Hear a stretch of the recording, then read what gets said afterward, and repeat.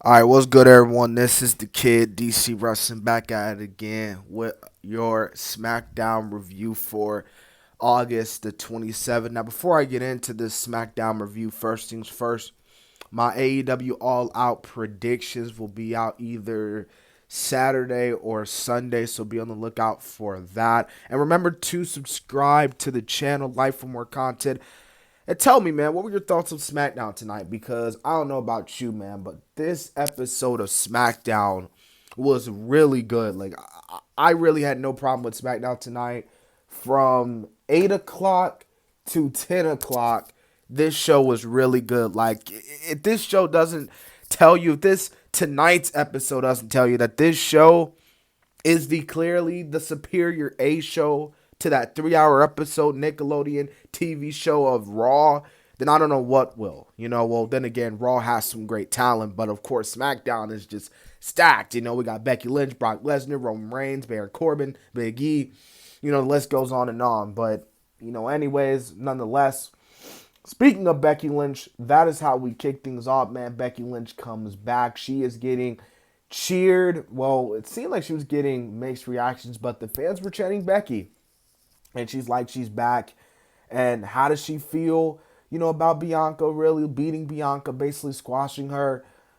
She's just like, she don't care. She don't care. And obviously Becky acting heelish here.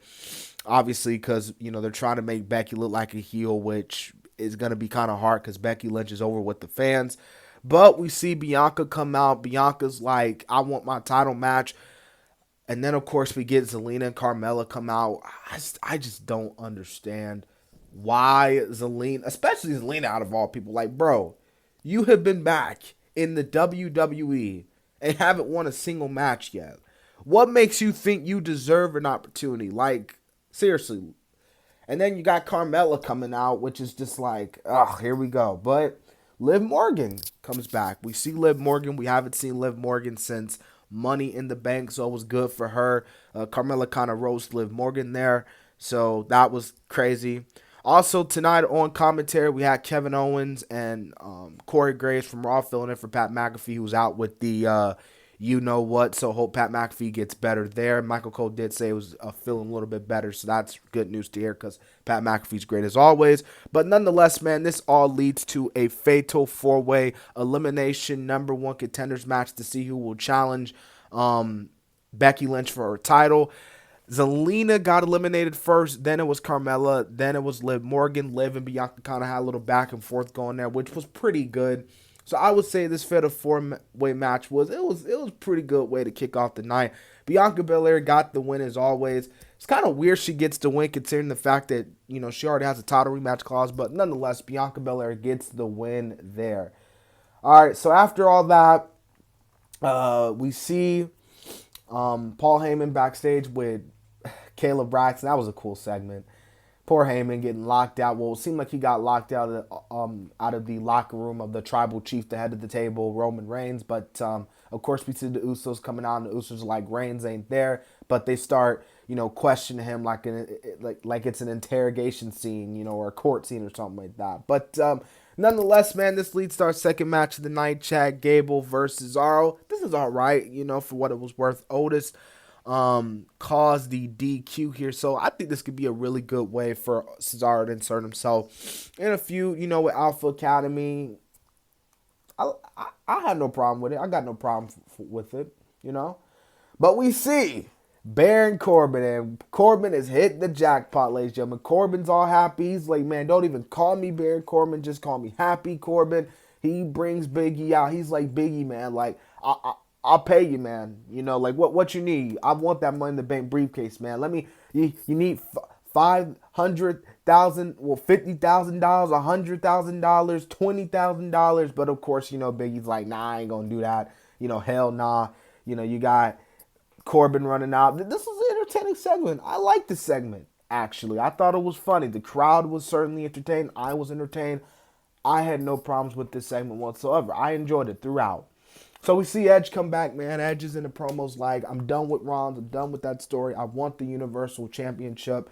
And then Rollins, I don't know about you, man, but Rollins gave off some killer vibes with this promo. He wasn't mad. He just really gave off some psychotic vibes. He all smiling and stuff like, congratulations, Edge. Congratulations, Edge. But he just got that vibe like, I'm a hurt you. You know what I'm saying? Like, so good for Seth, man. Because even I was like, damn, Seth, like he about to hurt somebody. But we do get a tag team match play. Rick Boogs and the Intercontinental Champion King Shinsuke Nakamura versus the Dirty Dogs, Robert Roode and Dolph Ziggler. This is all right. Tag team match player. You know, Shinsuke and them get the win, so that was really good, man. I like Rick Boogs' finisher, man. Rick Boogs is pretty good, and he's obviously over with the crowd, so good for him, and good for Nakamura picking up that win. Now, we do see Dominic Mysterio taking on Sami Zayn, well, a mystery opponent, and of course you got everyone's like, it's Adam Cole, baby! But, you know, it's not. It's Sami Zayn, which is fine. You know, I got no problem with it. I mean, you know, Dominic, Sammy have a pretty good match. Sammy gets the win here, and then Dominic walks out. So a little dissension in the ranks with the Mysterios there. But we get the big segment of the night, man. We get the Tribal Chief celebration with Roman Reigns and the Usos, man. Of course, you know, we got Paul Heyman. And, yeah, Balor comes out. He's like, I want a Universal title shot at Extreme Rules. Balor tries to attack Reigns, and the Street Profits come out, and that's how SmackDown ends, man. So it looks like we're probably going to get Brock Lesnar versus Roman Reigns later, probably at Crown Jewel, and we will get Balor and Reigns at Extreme Rules, which is nothing because those two have had great matches with each other before. But nonetheless, man, that was my episode of SmackDown tonight. I hope you guys enjoyed. This has been the Kid DC Wrestling. Remember to subscribe to the channel and so on. Yeah.